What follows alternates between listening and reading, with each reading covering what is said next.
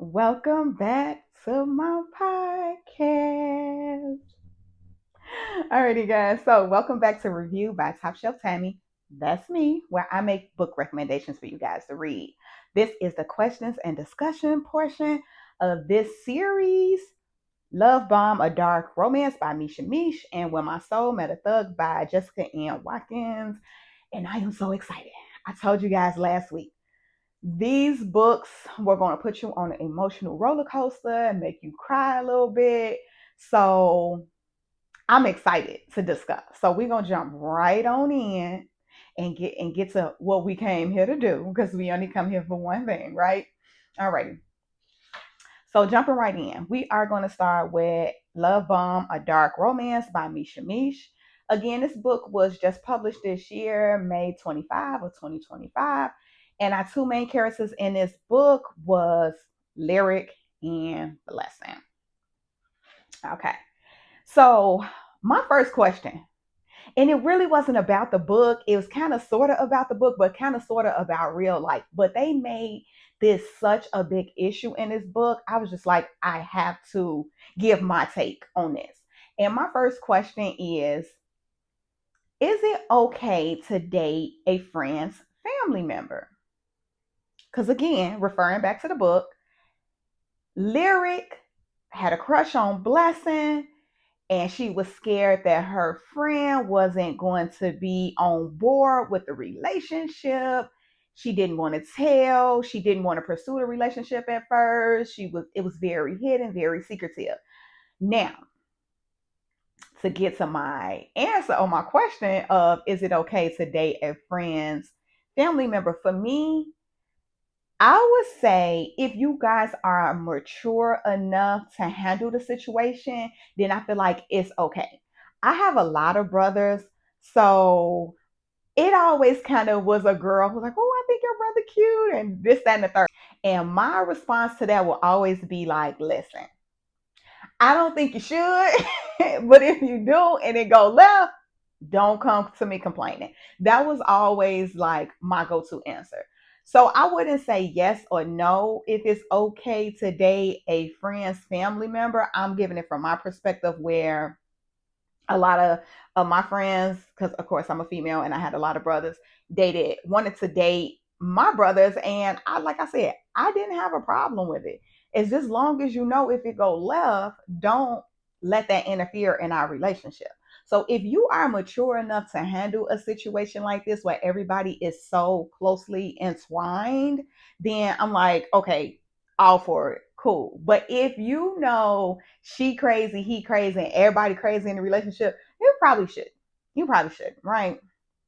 So that's how the book started out. We had a lot of groundwork the author laid with Lyric being very hesitant to expose her crush for Blessing. And then we learned quickly on that Blessing also has a little crush on Lyric. So it's so cute, little teenage romance or whatever like that, the case may be, right? Okay. So then we kind of move on into like the nitty gritty of Lyric's family setup. And we learned that she has a mother that's, I kind of don't even know what to explain or how to categorize her mother. Because she was just like boy crazy. That's my word, boy crazy. She was very boy crazy for James Lyric's dad, her husband, right? So the book explained when James was around, she was very attentive mom. She was a loving, doting wife. But when he was not around, and not mean when he's gone to work, meaning he was leaving for days on end, probably had another family, another woman somewhere, her mom would just completely shut down. So I kind of don't know what her issue was, but she did have some form of mental health issues or whatever like that.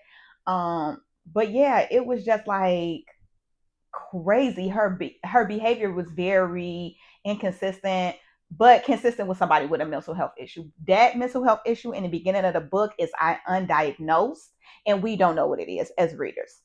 So then that brings me to my next question. Do we think or consider James as being an asshole? Absolutely. I feel like sometimes we let men get off with things we wouldn't let a woman get off with. We let providers get off with things that we wouldn't let non-providers get off with.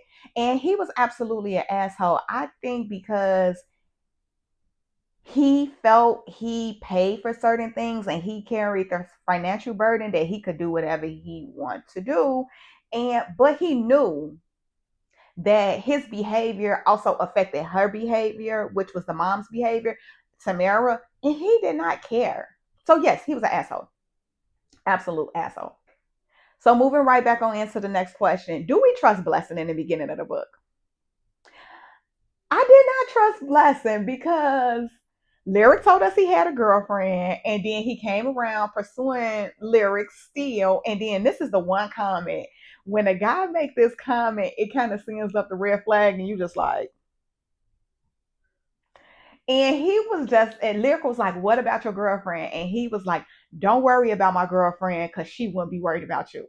That is just one on one dog ass men response that kind of just be like I said, make you just really side eye them. So in the beginning, I didn't trust Blessing. And then also that kind of refers back to my question. Do we um like or will we date a friend's family member? That right there makes it him having a girlfriend, him talking about, oh, don't be worried about her. And then you being friends, it creates a messy dynamic. So in the beginning of the book, I did not trust Blessing. No, no, no, no. Okay. Do we think that Ty is going to make a reoccurrence? And what role will he play? So listen, when I wrote the questions, I write the questions as I'm reading the book. So I do not be knowing what's going to happen next. So if the question pop in my head, I write it down. And if it's a good question, then it makes it to the question discussion episode, right? I had a feeling he was going to absolutely play a part. He just was like too slick for me. He just couldn't be trusted. I don't know what part he was gonna play. I thought, I'm gonna leave it there. I'm gonna leave it there. I'm gonna leave it there because I ain't gonna give you guys too much. So I just definitely knew that he was going to play a crucial role, and I knew it was gonna be slick. I knew we had to keep our eye open for him. So yeah, this one is not a question, but more so just a note. Um, James blackmailing Lyric to get the mom to sign some divorce papers in order to pay their light bill. Again, asshole. He already done sent her on a mental health spiral. Now he want to divorce her and got them sitting in the dark, and he just don't care. Just oh goodness, goodness, goodness, goodness. And I'm not gonna give all away because of course it's some things happening in between these questions, but I don't want to give it all away. But yeah, yeah. All right. Okay, so my next question was when Ebony describes her relationship with Blessing, it sounds very familiar to Lyric's one with him. Is that a red flag? At this point in the book, I'm still kind of not really trusting Blessing. Now, Ebony's giving her recount of her relationship with Blessing, and it almost sounds like he has like a certain script that he runs on women because he was doing the same thing for Ebony that he was currently now doing for Lyric, but he was also getting rid of Ebony. You could tell he was trying to like move her out the picture and then move the new woman in the picture. So I still have my I still have my eye on Blessing at this point. I don't know. So, but is that a red flag? It was a little bit of a red flag at that point to me. He wasn't off the hook yet. Okay, so my next question is kind of funny. It says Ebony needing Ty when her car is out of gas and he didn't offer to help her. Was that a red flag? That absolutely was a red flag to me because I just feel like princess treatment.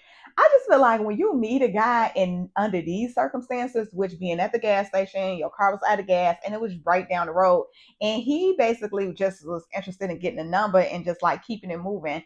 He didn't offer to like drive her to the car, help her put the gas in. He just sent her back with her friends on her merry little way. I don't know. That kind of sounds like of a not a true gentleman to me. So that makes me definitely side eye him. and red flag him a little bit because it just wasn't giving true gentleman to me. All right. So at this point, we're like in the middle of the book, and Lyric still does not want to tell London, which is her best friend, Blessing's sister, about their relationship. So my question was very simple. At this point, was Lyric taking it too far? Absolutely.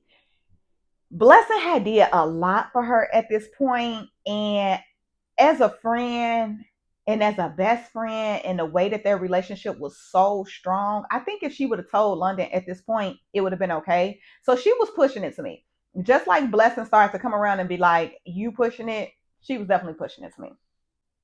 All righty. So coming off that question, this next question is kind of crazy. But it says, when will Lyric see that Ty is no good? So what happened all in that little time? Not gonna tell you guys. You gotta read the book. But I definitely at that point knew that she wasn't gonna know that he wasn't no good until it was too late. And yeah, I'm gonna keep that one right there. We're gonna keep it short, sweet, and simple, right there for y'all. Okay, my next little note says Ebony lost 2 men to Lyric. So I definitely put that in there. And I knew when I thought the crash out for Ebony was going to happen a little bit different. I'm not going to tell y'all what happened, but I definitely thought the crash out was going to happen a little bit different because her being a little bit older, because she was older than Blessing. And she's definitely older than Lyric. And now you like, oh, this little girl that took 2 of my men. Or she done been with, she took one and oh, she kind of took the other one too. So yeah, that's just a little funny note. So right, we kind of fast forward in the book. The book skips ahead 8 years. London and Lyric running into each other after 8 years has to be divine intervention, right? Um, and I definitely think that it was because I do feel like in life things happen at the moment they were supposed to happen. If the meeting happened years earlier, we don't know what Lyric reaction would have been, but we know at this point in the book it's perfect because she is fed up with Ty. So running into a strong woman like London and London giving her the support was absolutely needed. So yes, it was divine intervention. Absolutely. Juicy next question. Was Ebony wrong for showing up to Lyric's entire house? Yes. Yes. Why, as the side chick, do you want to go to the woman? Hello, Barbara, it's Shirley. Or hello, Shirley, it's Barbara. Why do you want to go to the woman when the woman knew nothing about this? And the man has been the one who's doing you wrong, but you decide to go to her house and tell her. I don't know what she was thinking when she did this. I think a lot of women kind of go and confront the woman, and I'm always baffled by that because the woman owes you no loyalty. As a woman, as a girl's girl, do I feel like you should do things like that? Nah, we shouldn't date a man if he got a girlfriend, wife, fiance, whatever the case may be. Like that's off limits. Don't do that. But at the same time, some people feel like I didn't know. It's not my responsibility. It's not my relationship. It's nothing for me to respect. So some people do it. But then on the other hand, the men do a good job of lying. So you can't go to the woman and confront her because whole time she ain't even know nothing about you. Or whole time neither woman know anything about each other. But then y'all beefing with each other over the man this whole time. He is the enemy. I digress. I digress. But yes, Ebony was wrong for going to the house because Lyric had nothing to do with what Ty was putting her through. And he was putting her through the ringer. He was turning her stone cold crazy. Do we think that Lyric would accept the baby Ty was planning on having through the surrogate? No. He was an idiot. At this point in the book, we know the whole setup to the dynamic of that question, and I'm not going to explain because if you haven't read the book, I still want you to read the book.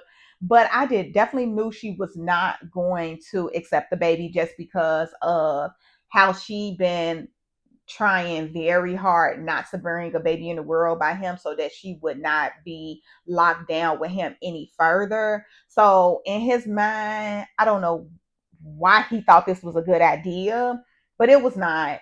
And yeah, I knew she was not going to accept that baby. Will Ty, did y'all think he was really going to kill Ebony? Yeah. Yeah, I definitely did think he was gonna kill her because, like I just said, he was showing a little bit of his craziness. Referring back to the last question of how he went about trying to get the surrogate baby for Lyric, you kind of start to see that 1 plus 1 is not two for him. So when he goes to confront Ebony about confronting Lyric, and he like, I'm about to show you, I absolutely feared for her life, and I knew that he was going to go all the way. Now, how was he going to get away with it? I don't even think that was his concern at that point, but I definitely thought he was going to kill her. Well, I definitely knew he was going to kill her. Is what Ty said to Ebony about giving a man too much and not making him work for it true? I honestly think he did hit a couple nails on the head with that statement. Again, in the book, he was explaining to her, like, I would never wife you. Why would I bat a cow when basically you gave me all the milk for free? I could tell you was easy pickings because you didn't have a father. Like, he is going in with the insults and the words, but some of it, like that last thing, it was a little bit true or whatever like that. But yeah, I definitely feel when your expectations or your standards with a man is too relaxed, they gonna treat you like that. So, like I said, princess treatment. If you want to be treated like a princess and you want this man to hold you to certain levels, you have to make him work for it. You have to set the standard because at the end of the day, if you don't give man a standard to set, they gonna treat you like shit. So what he said to her was absolutely right, and she played herself. Who sent the insurance policy to Lyric? So that question we do not find out in this book. I I don't know. I still don't know, even finishing the book, and I do not have a clue when I was reading the book. Like I said, I write the questions as I'm reading, and I didn't even have like an inkling. Sometimes we have like little clues to who said what in motion, but the insurance policy came out of nowhere and it started a lot of stuff. It put the jumper cables on Lyric to really turn up with Ty. So it was definitely needed in a book, but my question was like, who sent this to her? Okay, so after Lyric got the insurance policy, my next question was, did Ty have something to do with the death of her parents? It definitely gave red flag in that area to me. Now, to what extent, I don't know. We don't know. Remember her mother's death was ruled like a murder suicide. It wasn't anything like red flags that we could question, like, oh, somebody else was involved. Ty was also with Lyric at the time of their death, so I don't know. But because he got the insurance policy and because it was so much money and because he didn't hid the money from Lyric, it definitely was like, hmm. Alrighty. What was London's gift to Lyric? So London gifted Lyric a gift when they met for lunch. It did not tell us what the gift was. Now my guess was a bullet. I don't know what y'all guess was or what y'all thought it was, but we soon find out later on it was something else.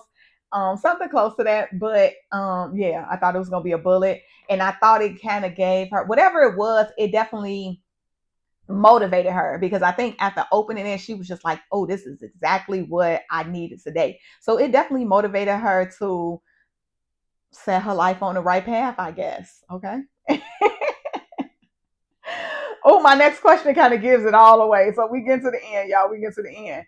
Um, was okay, you know what? I'm gonna edit this question a little bit because I don't want to give it all away. So was Lyric having sex with Blessing at the end, was that inappropriate? Now, my question had a little bit more details in it, but I took it out just in case because I didn't want to give like a spoiler alert. But yeah, it was inappropriate. It was inappropriate. Because it was just like she just came out a high stressful drama situation. So I didn't see sex being what she needed at that point, but they had sex, and I guess is what she did need at that moment. Who am I to say? So yeah, that happened, and then we are at the end of the book. Did we see the ending coming? Yes and no about seeing the ending coming. I feel like I knew from the insurance papers being sent that Lyric was gonna pull some type of like Tina Turner, I'm about to turn up on this man type of deal. So you knew something was gonna happen. You just didn't know it was gonna play out the way that it did. And then a part that I did not see coming of this book is it's a part two. I think I mentioned this last week that I researched and was looking for standalone books, and they keep on tricking me. They keep on tricking me, having me read books, and then it gets to the end and it's not a standalone. So I did not see the ending coming in that one way that it was going to be a part two.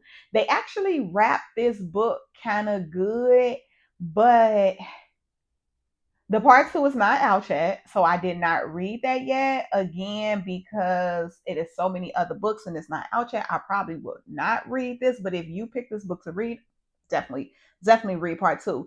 Um, the only way I could see part two going is a couple people where they had near death or death experiences, then actually die, and then that's kind of what we're gonna wrap up in part two. But for one, book one, I feel like it's a complete story. I feel like it conveyed the message very well. Oh yeah, let's talk about that. So last week in my review, I mentioned that this book had a message. All right. So yeah, again, so last week in my review, I mentioned that this book had a message to me. So of course, the love bombing message. I said I didn't want to give it to you then because it gave too much of the plot away of the story. But absolutely, it's a ton of messages that we get from this book that everything that glitters is not gold. Lyric being kind of like a people pleaser. You just can't be so eager to want to please everybody was one of the messages for me. The love bombing, which kind of goes to like the everything that glitters is not gold type of thing. But you also have to be very weary of people who are so anxious to kind of win you over, do yes, yes, yes, give, give, give. So again, I definitely feel like this book gave us a lot of great messages, and it was a lesson learned and a message there. So absolutely, Love Bomb, A Dark Romance by Misha Mish. I gave this book 4 stars. I still stand by that. Um, the review, I recommend you. Alrighty, guys. So moving into our second book of the series today, and that was When My Soul Met a Thug by Jessica Ian Watkins. I think y'all can kind of tell this was probably my favorite book of this series. Yes. And if you pick this book, this is the one that really made you cry. This is the one that got in there, right? Okay, so this book was originally released in 2018. I told y'all that this was a reread for me. I'm trying to see if I'm gonna give it to y'all now or at the end of the questions and discussions. I'm gonna give it to you at the end of the questions and discussions because again, this book also had a message and this book has some things that I wanted to add on, but we had to read the book and do the book report first and then do questions and discussions before I gave it all away to you guys. So we are going to jump into questions and discussions. And yeah, we're gonna get to it. So again, the book was When My Soul Met a Thug. It is a true standalone. It was released in 2018. This was a reread for me. This was one of those books where, like I said, that you have rereading capability. This is one of those books that you will be like, yes, I'm going to recommend to a friend. This is one of those books that you would think about years down the line, just because it's just so many different elements to this book. It was truly a good read. So we're going to jump into the questions and discussions portion. And I'm not going to keep you waiting no longer. Okay. The characters of this book is Coop, True, Remy, and Angel. opening this book and the prelogue, it's it gets you there. It's the build up, and you just are so blown away from the audacity of her husband. You like, this Negro, this ninja, really? So opening the book in the prologue, we start out with um True. She is sick, but she's not telling us what she's sick. And then her husband is basically telling her, I don't want to deal with this no more. I don't want to deal with your sickness no more. I just want out the marriage. And she is just so shocked. She is just so broken. And it just blows our mind very quick, right? I ain't gonna do too much male bashing because I could say a lot more about men and health issues for women, but I'm gonna just let it go, right? So moving on. After that, True is out of her marriage. Now she is like, you know what? I'm just gonna live my best hot girl life because I tried the marriage thing, it didn't work. I'm dealing with some stuff and I just want to deal with my stuff and I don't want to take anything too seriously for me at this point. Okay, cool. Cool concept. All right. So again, like I said, True is living her best hot girl life. She is dating two men. One of them is Coop, and then the other man, I forgot his name, but he literally only there for like 1 second. So his name is really not important. But she is living her best hot girl life, and she goes out to the bar and she's meeting the one guy and she's on a date with him, and then guess who walking in? Yes, the other dude she dated, Coop. Out of all the times you out with somebody on a date, why your other piece want to walk in? Right. So my first question to that is, what would you do? What would you do if you was in that situation and you was out on a date and then your other piece walked in? I don't know. I would panic. I'm not a player. I'm not a player. I don't be trying to play them games because I'm just bad and stuff like that. And I'm just, so yeah. But True handled it very well. She got up, she went to the washroom, but Cool had already peeped the scene. So he met her like in the hallway of the restaurant and was just like, oh, so you out on a date? And she just like, yeah, okay. And he was like, oh, okay. He was a little salty, right? But I think that really made him take account of like his really feelings for her. Cause sometimes I don't want to, because this sounds toxic, but sometimes when guys feel like they might lose you to another man, then they be like, okay, you know what? I really got to kind of stop playing around, or I got to step my game up. So this that made Coop kind of be a little bit more open to his feelings or whatever. So it gets this going, it gets the ball rolling, right?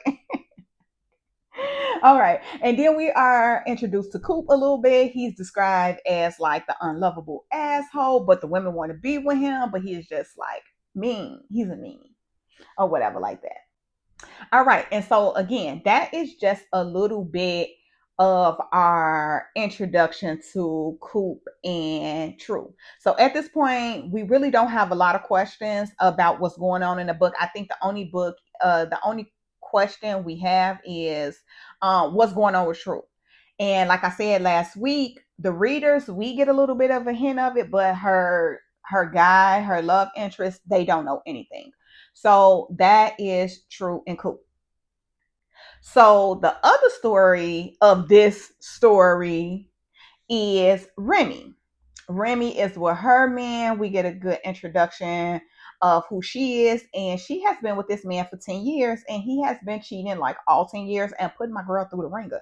So my first question of her situation was, would you stay with a guy for 10 years who has been cheating?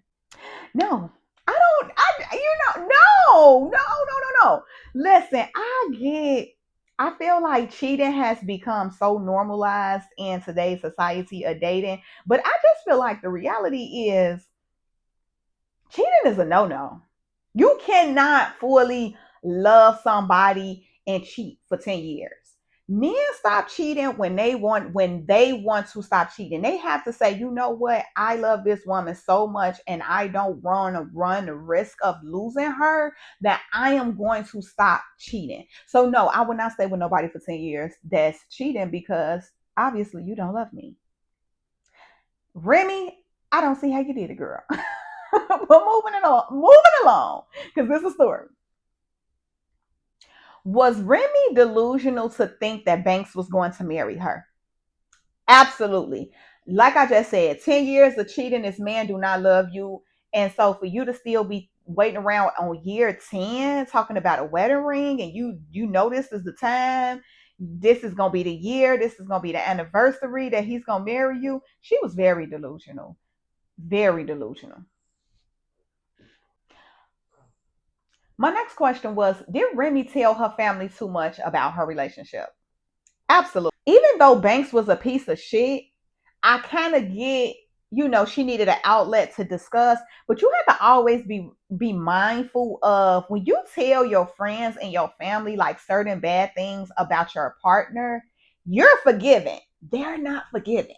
See, you gonna get wooed, you gonna get the sex, you gonna get the money, you gonna get the him acting nice, him or her, you gonna get that new character, so it's going to be ways that's going to subside your anger and your ill towards him, but your family don't get that.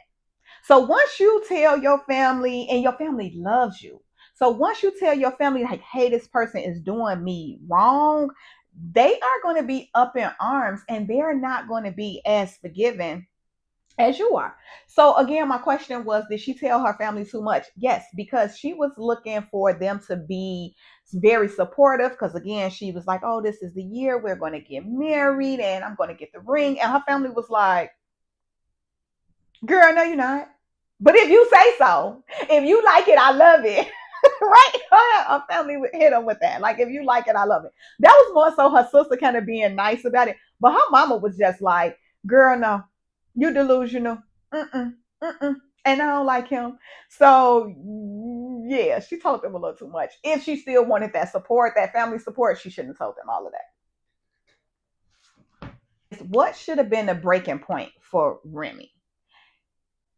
She caught Banks 4 times at one girl house. She knew about the cheating. She knew about the affairs. She knew that he kind of tricked off and took trips, and he didn't have no kids on her. But what should have been a breaking point for her? Because this was a lot. 10 years of him cheating. That girl she had like cheating PTSD.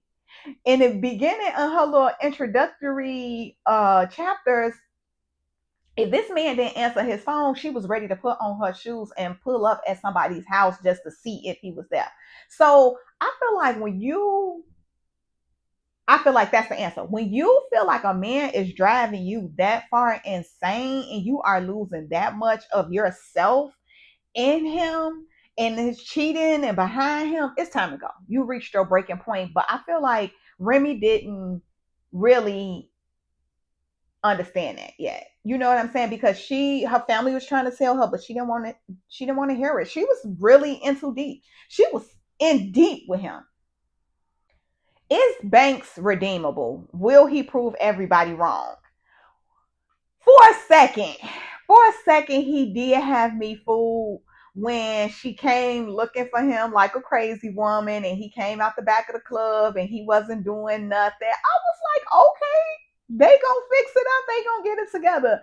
So for just one smidget, I thought he was redeemable, but then I had to think, he been with her 10 years cheating, ain't put a ring on it, he might not be redeemable. And that was the reason why I wrote that question. So I was teetering on that one, y'all. I was kind of back and forth. Like, I wanted to see the good in him, but history repeats itself, and he had a bad history. Yeah. So he's probably not redeemable. All right. In this part in the book, what do we think is wrong with True? So my guess was definitely cancer. I didn't know to the extent or what kind of cancer it was, but cancer is a big thing in today's world. It's a trillion different cancers. So my guess was definitely cancer. Was Banks canceling the anniversary dinner to go to the strip club with the friends to celebrate the anniversary? Was that a red flag? Absolutely a red flag. I just asked the question. It was he redeemable? And then he turned around and do something like this that further let you know that he was not redeemable. Because this is the 10-year anniversary. This is a big thing. And she comes in, she's all done up and ready to go out. And he like, oh yeah, we about to go to the strip club. You think you taking me to the strip club on our 10-year anniversary? Yeah, I don't know how Remy did that one because I would have picked up because I think he was drinking and I would have picked up that bottle and crashed it on his head. I'm just playing no domestic violence, y'all. No domestic violence. Was the hidden ring for Remy? At first, I thought yes. I'm like, okay, because he can't be just canceling the anniversary dinner and not doing nothing. He cannot just be this much of an asshole. So I was like, okay, yes, the ring is for Remy. So when she found the ring, I was like, oh my God, my girl getting a ring. Right, right. But then when she put it on and she couldn't fit the ring, I was like, this ring not for her. Because you've been with somebody for 10 years, he's supposed to know her ring size, right? So I'm just like, I don't know who the ring was for, but it wasn't for her at that point. I definitely picked up on that. Was True wrong for not telling Coop about her illness once their relationship started to progress? Yes, absolutely. I do feel like when you are messing with somebody very on a surface level, then yeah, okay, that's not their business or whatever the case may be. But once you start to get serious and you see the feelings is growing, y'all spending more time, it's kind of turning into a relationship. That is definitely something that you have to be open with because you have to give them the choice to say, hey, do I want to sign on for this or do I not want to deal with this? Because this is not somebody you're married to. Now marriage is like through sickness and health, the vows is a little bit different, the commitment is a little bit different, but when you are going in the door with a pre-existing condition and to this extreme, you have to tell them. So yeah, she was a little bit wrong for not telling him. Do Coop really like True, or do he just like that she played hard to get?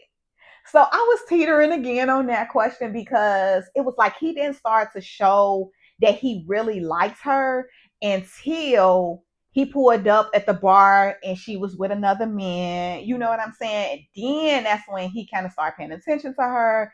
His feelings developing now and everything like that. So I just and then and then he was like, oh yeah, she the only woman who don't put the pressure on me. So I was a little bit teetering on this one. On did he really like her, or did he just only like her because she was in his mind kind of putting up more of a fight or resistance to him? So hmm, hmm. Okay, so my next note was like, okay, Coop do really like True. So that was the next thing that I literally wrote. Like, okay, I do feel like he liked her because he did start paying a little bit more attention to her being a little tired, her sicknesses. He was kind of buying the weed vape pen she likes. So I'm just like, that's kind of what a man do when he like you, truly. So I'm like, okay, I'll take that back. I'll take that back. Maybe he do like her. Was Remy wrong for beating the bartender up? I'm not gonna tell y'all the backstory on this because if you have not read this book, I do not want to give it away, but I want you guys to read this book. Um,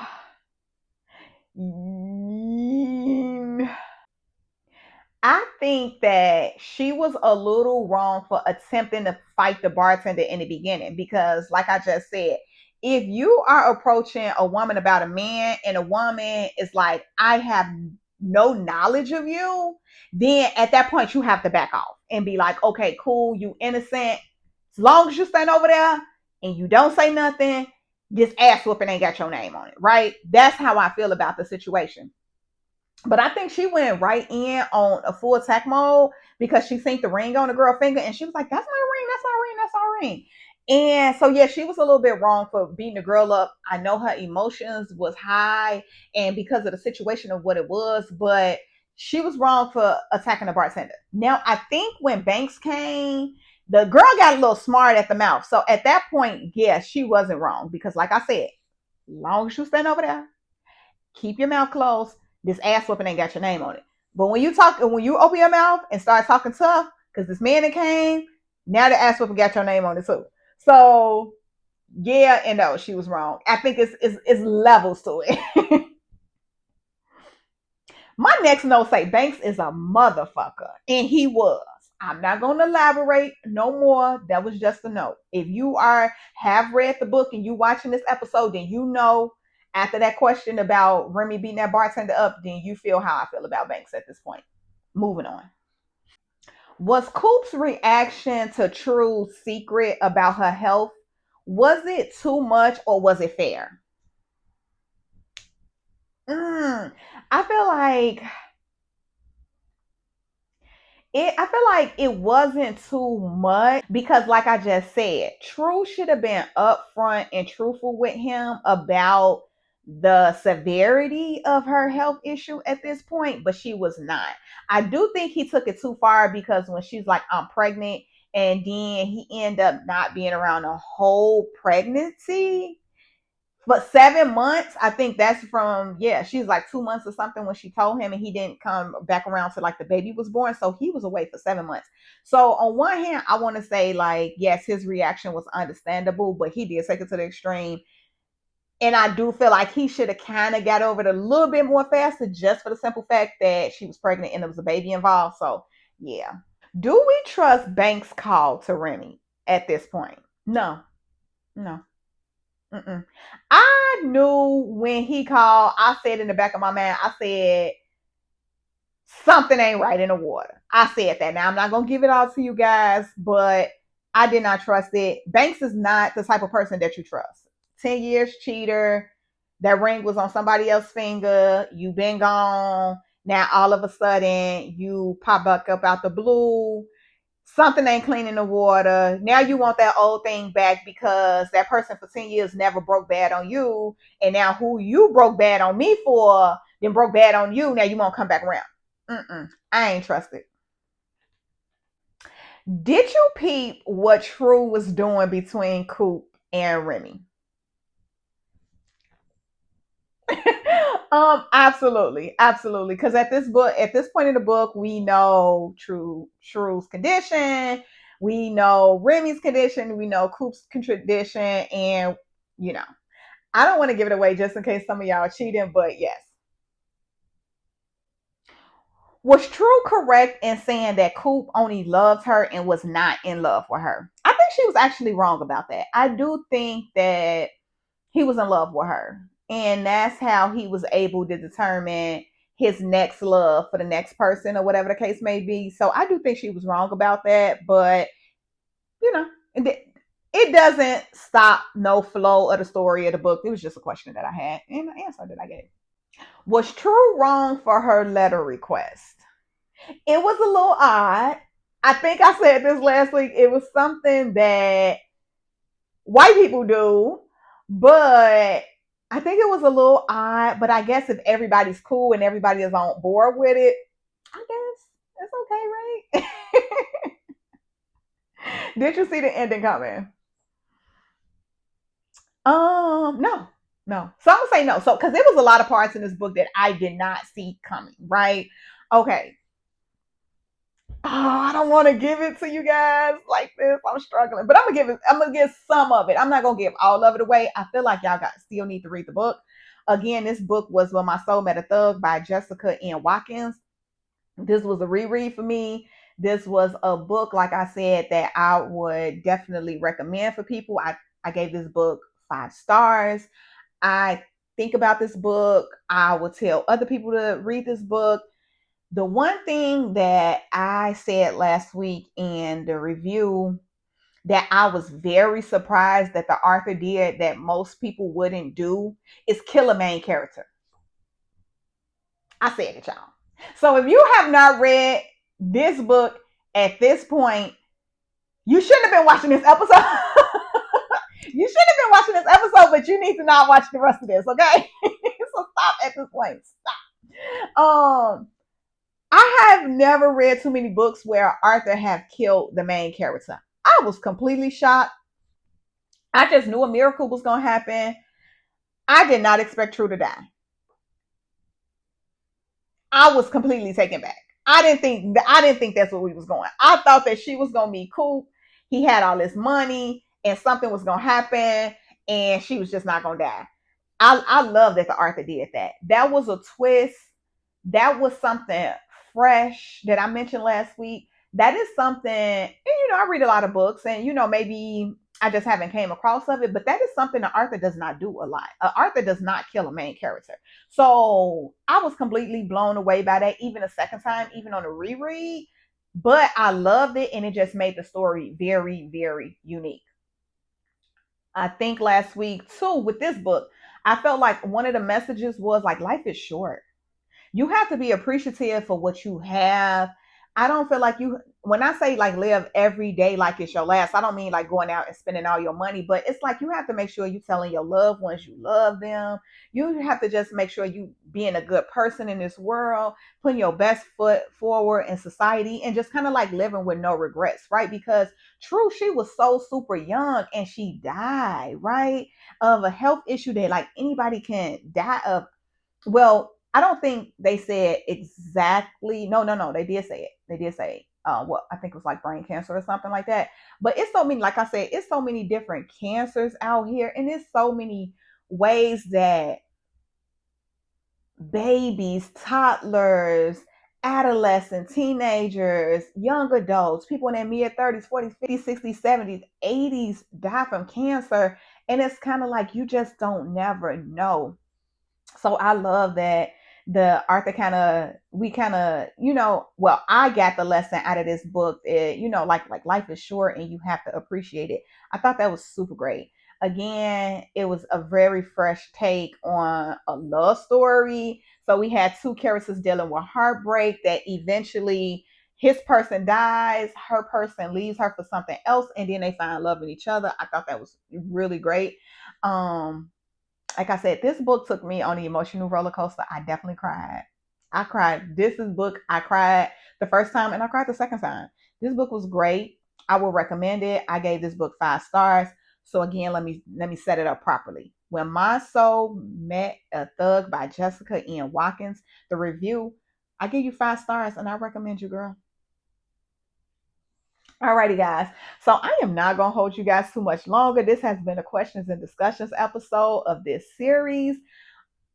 If you feel like you're digging it, do not forget to subscribe to my YouTube channel, like and comment. Also, turn your notifications on. We get new episodes every Thursday, right?